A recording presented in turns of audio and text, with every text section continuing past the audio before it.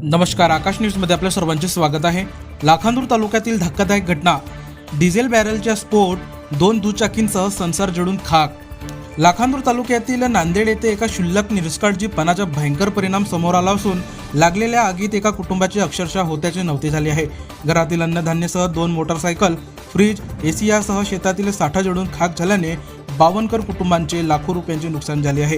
ही घटना शुक्रवार दिनांक 23 जानेवारी 2026 रोजी सायंकाळी सुमारे 6 वाजताच्या सुमारास घडली आहे। नांदेड येथील रहिवासी मिथुन गोपीचंद बावनकर यांच्या घरी हळद उकळण्याचे काम सुरू होते। काम पूर्ण झाल्यानंतर चुलीतील लाकडे विजल्याचा अंदाज घेऊन ती घरातील डिझेल साठवलेल्या बॅरलजवळ ठेवण्यात आली। मात्र त्या लाकडांमध्ये धुमसणारा विस्तव पूर्णतः विजलेला नव्हता। काही वेळातच या विस्तवाने पेट घेत थेट 40 लिटर क्षमतेच्या डिझेल बॅरलला गाठले। डिझेलच्या संपर्कामुळे आगीने काही क्षणातच रौद्ररूप धारण करून बॅरलचा स्फोट होताच आगीच्या भडक ज्वालांनी संपूर्ण घराला वेढा दिला। यात घरासमोरील 2 मोटरसायकल पूर्णतः जळून खाक झाल्या।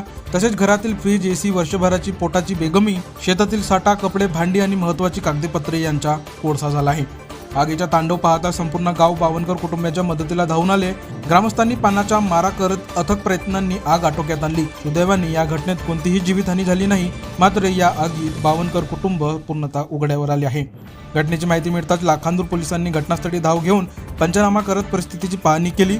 पुढील तपास सुरू असून प्रशासनाकडून नुकसानग्रस्त कुटुंबाला मदत मिळावी अशी मागणी गावकऱ्यांकडून होत आहे।